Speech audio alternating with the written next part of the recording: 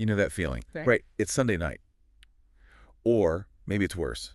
It's Tuesday morning. You have a prep period that is just uh, evaporating. Mm. And you are just staring at a blank page on your laptop. The cursor is just blinking at you, On and off. just mocking you. It's the universal symbol of blank page syndrome, for Yeah, sure. exactly.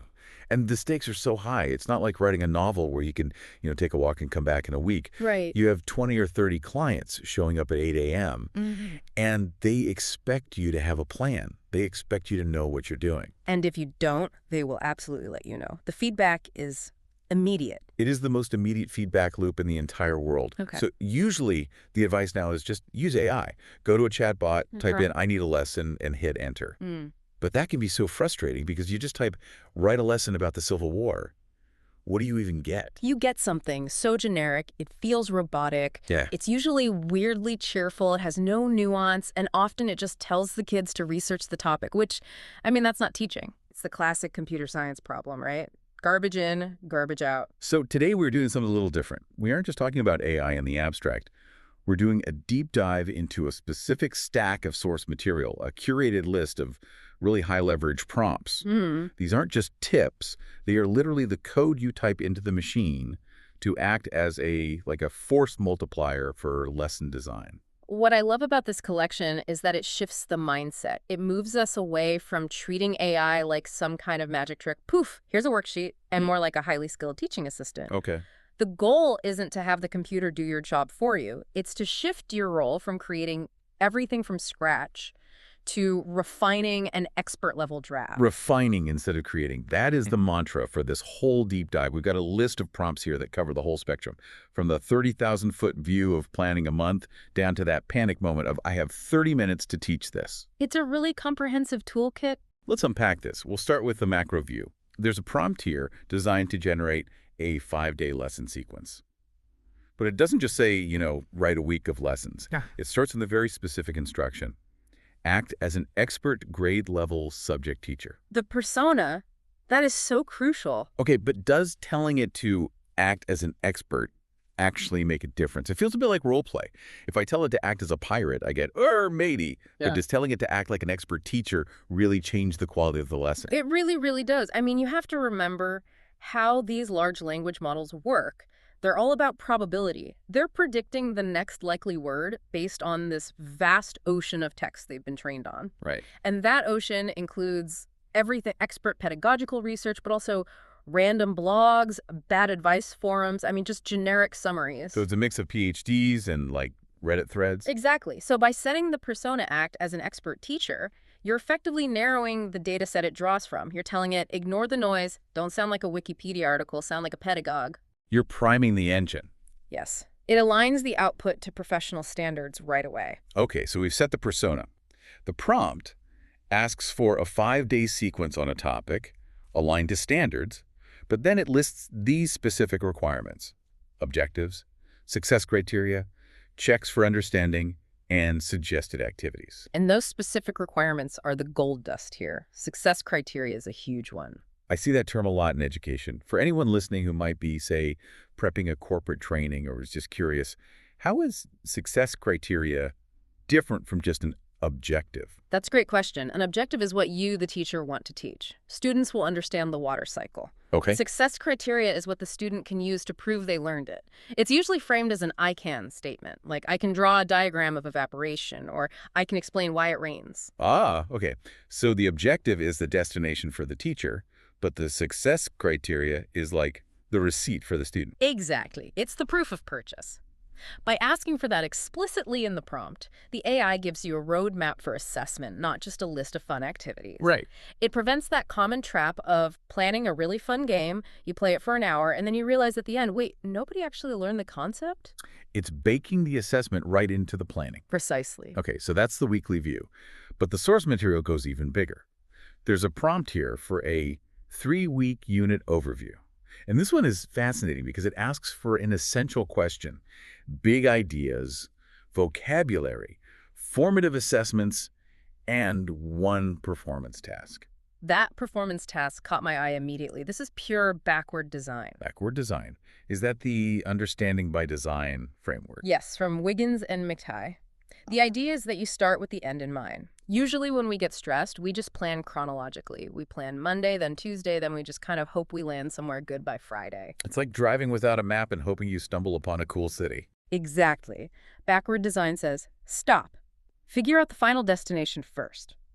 What is the big, complex task, the performance task, that students need to do at the very end to prove mastery? Okay. Maybe it's a debate, or building a model, or writing a manifesto. Once you have that, you plan backward to get them ready for it. So the prompt forces the AI to be the architect. Yes, exactly. By asking the AI to define that performance task before it plans any daily lessons, you ensure everything is cohesive. If the final task is a debate, the AI knows it needs to schedule research days and public speaking practice back in week 1. It builds a bridge to the destination. Instead of just stringing together 15 days of random worksheets. Yeah, and it asks for the essential question. That's the hook that keeps the whole unit grounded in inquiry, right? Yes. Instead of, we are learning about the Civil War, the essential question might be, is conflict inevitable? It turns the entire 3 weeks into an investigation. It gives the students a reason to care. Okay, so we have the big map, the unit is planned, the week is set. But now we have to face reality. You walk into the classroom on Monday morning, and you don't have one type of student. You have 30. The variable that breaks every single plan. Right. Some students are bored because they already know it. Some are totally lost because the reading level is too high. Some are just having a bad day. Differentiation is usually the thing that keeps teachers up at night because it is so much work. Oh, it's the hardest part of the job. Logistically, trying to plan 3 different lessons for one class period it's a nightmare. Most teachers just aim for the middle and hope for the best. Well, there is a prompt in our stack specifically for mixed ability classes. It asks to design a station rotation lesson, and it gets incredibly specific about the stations. This is one of my favorites in the whole list because it's just so practical. Station rotation is a great strategy. You break the class into small groups that rotate through different activities, but the logistics are a headache. It's like air traffic control, right? Who goes where? Do I have enough handouts for Group B? Is Group C going to burn the room down while I'm talking to Group A? Exactly that. But look at the prompt. It asks for 4 specific stations: teacher-led, independent practice, collaborative activity, and extension enrichment. And the kicker, it adds, include timing and materials for each station. That is the administrative headache solved right there. Right. It allows the teacher to focus on that teacher-led station. That's the only time you're doing direct instruction, with a small group of 5 or 6 students, looking them in the eye, really checking their understanding. And you can only do that if you trust the other 3 groups have work. Meaningful work to do. And this prompt generates that work and the logistics to manage it. And speaking of different levels, there's another prompt here that tackles the tiered lesson approach. It says, given this standard, generate 3 lesson ideas at different difficulty levels: emerging, on-level, and advanced. This connects right back to what we said about refining versus creating. If you have a standard, say, analyzing the theme of a story, it can be so hard to figure out how to scaffold that for a student who struggles with reading while also challenging a student who is, reading at a college level. Right. And you don't want to just give the emerging group a coloring book. That's insulting. Exactly. And you don't want to just give the advanced group more work. Oh, you finished the essay. Great, write another one. That's just punishment for being competent. So how does the prompt handle it? It asks for clear outcomes and sample tasks for each level. So for the emerging group, maybe they're matching character actions to themes using a word bank. For on-level, they write a paragraph explaining the theme with one quote. For advanced, maybe they have to rewrite the ending of the story in a way that changes the theme. That's brilliant. So it's the same core concept theme, but the cognitive load is adjusted. It bridges the gap between the rigid standard, which applies to everyone, and the reality of student readiness. It empowers the teacher to meet students where they are without lowering the bar. I love that. It's about access, not just dumbing it down. Precisely. Which brings us to another huge challenge: engagement. You can have the best plan in the world, the best differentiation, but if the material is dry, you've lost them. There's a prompt here that I think is just brilliant. Turn this textbook section into a student-friendly mini-lesson script with analogies and checks for understanding. Analogies is the key word there. Yes. I love a good analogy. Yeah. But honestly, coming up with a perfect one on the fly while 30 teenagers are staring at you is really, really hard. I usually end up saying something like, it's like, a pizza. No, wait, a car. And then you spend 10 minutes explaining the bad analogy instead of the actual concept. Right. But AI is incredibly good at pattern matching. It has read everything. So asking it to take a dense paragraph about, say, how a computer firewall works and asking for an analogy. It might compare it to a bouncer at a club checking IDs. Exactly. I mean, cognitive science tells us we learn by connecting new information to stuff we already know. The students know what a bouncer is. Now they get the firewall. That click happens instantly. And asking for a script is interesting, too. It's not just explain this. It gives you the conversational language. It democratizes complex texts. It takes the academic language of the textbook and translates it into the vernacular of the classroom without losing the meaning. And again, notice the checks for understanding. It's always in there. It's not enough to just say it. The prompt ensures you ask questions to verify they got it. Speaking of questions, let's look at the worksheet flip. This prompt takes a standard worksheet and asks the AI to convert it into an inquiry-based task with open-ended questions that promote critical thinking. This is a massive pedagogical shift with zero prep time. Think about a standard worksheet. Fill in the blank. Multiple choice. When was the War of 1812? 1812. Correct. But that's convergent thinking. Everyone is converging on the one right answer. It's passive, it's boring, and frankly, it's really easy to cheat on. Just copy off your neighbor. Exactly. But by asking for open-ended questions and inquiry, you are flipping the entire task. You're using the same source material, the same facts, but asking students to analyze or evaluate or create. So instead of when was the war, The prompt might suggest, how might the country look different today if the War of 1812 never happened? Or rank the causes of the war from most to least avoidable. now the student has to actually think. They have to argue a point. It's divergent thinking. And you didn't have to go find a new resource, you just reinvented the one you had.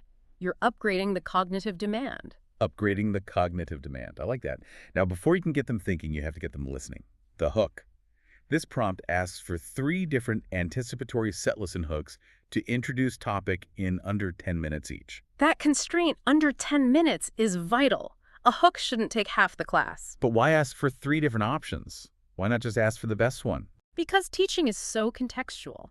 A hook that works for your loud, energetic third period might just flop with your quiet, contemplative sixth period. So maybe one hook is a debate and another is a silent video analysis. Exactly. Or a personal story prompt. Having options allows the teacher to read the room and pick the best fit. It gives the teacher agency. You aren't just a script reader, you are a curator. Okay, let's step up the complexity. Hmm. Project-based learning, PBL. It's a huge buzzword. Everyone wants to do it. Let's build a community garden. Let's start a business. But managing it is a lot. It is. PBL is often intimidating, not because of the content, but because of the project management. It usually ends with one kid doing all the work, 3 kids playing on their phones, and the teacher grounding and grading. The classic group project experience. I'll do the poster. You guys just stand there. Right. But look at the prompt in our source stack. It asks for a project-based learning task that lasts 2 weeks. But then look at the list of demands: driving question, milestones, student roles, and rubric categories. The student roles part really stood out to me. That is the solution to the free writer problem. By asking the AI to define roles, maybe one student is a researcher, one is the designer, one is the project manager, one is the scribe, you create individual accountability. So everyone gets a job description. Exactly. And milestones breaks that 2-week timeline down. Instead of project due Friday, it's research outline due Tuesday, prototype due Thursday. It prevents that last-minute procrastination panic. I see. This prompt essentially asks the AI to act as the project manager so the teacher can focus on being the content expert. It handles the admin structure. I like that.